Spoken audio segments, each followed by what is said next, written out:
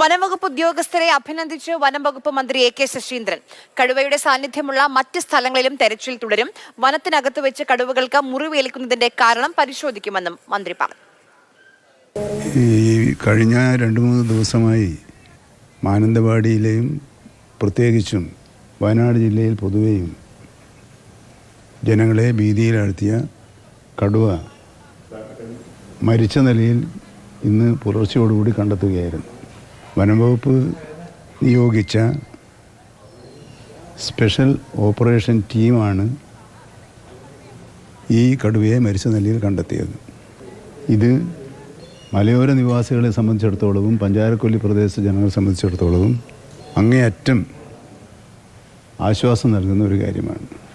ചത്തതാണെങ്കിലും കടുവയെ പിടികൂടാൻ വനംവകുപ്പ് ഉദ്യോഗസ്ഥന്മാർ നടത്തിയ വളരെ ആത്മാർത്ഥമായ ശ്രമത്തെ, റിസ്ക് എടുത്തുകൊണ്ടുള്ള ശ്രമത്തെ ഈ ഘട്ടത്തിൽ ഞാൻ അഭിനന്ദിക്കുകയും പഞ്ചാരക്കൊല്ലിയിലെ ജനങ്ങളോട് നിങ്ങൾക്ക് സമാധാനമായി ഉറങ്ങാൻ കഴിയട്ടെ എന്ന് ആശംസിക്കുകയും ചെയ്യുന്നു.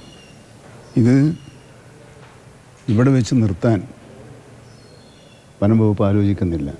വയനാട് ജില്ലയിൽ തന്നെ ചില കേന്ദ്രങ്ങളിൽ 3-4 കേന്ദ്രങ്ങളിൽ കടുവയുടെ സാന്നിധ്യമുള്ളതായി നാട്ടുകാർ പറഞ്ഞത് മാധ്യമങ്ങൾ റിപ്പോർട്ട് ചെയ്തിട്ടുണ്ട്. അങ്ങനെ റിപ്പോർട്ട് ചെയ്ത പ്രദേശങ്ങളെ ഇന്നും നാളെയുമായി ഒരു സ്പെഷ്യൽ ഓപ്പറേഷൻ സ്കീം നടപ്പിലാക്കുന്നതിനുള്ള നിർദ്ദേശം ചീഫ് ഫോറസ്റ്റ് വൈൽഡ് ലൈഫ് വാർഡനോടും ജില്ലാ കളക്ടറോടും നിർദ്ദേശിക്കുകയും അതിന് വെച്ച ക്രമീകരണങ്ങൾ ഉടനെ നടത്തണമെന്ന് ആവശ്യപ്പെടുകയും ചെയ്തിട്ടുണ്ട്. ആ രൂപത്തിലുള്ള പ്രവർത്തനങ്ങൾ അവർ നടത്തുകയാണ്.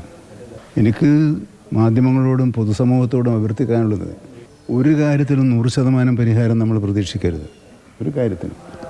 എന്നാൽ വനംവകുപ്പിലെ ഉദ്യോഗസ്ഥന്മാർ അവരുടെ പ്രവർത്തനത്തിൽ ജാഗ്രത കുറവ് കാണിക്കുന്നുണ്ടെങ്കിൽ തീർച്ചയായും അത് ചൂണ്ടിക്കാണിക്കുകയും ഭരണകൂടം അത് തിരുത്തിക്കാനുള്ള നടപടി സ്വീകരിക്കുകയും ചെയ്യണം.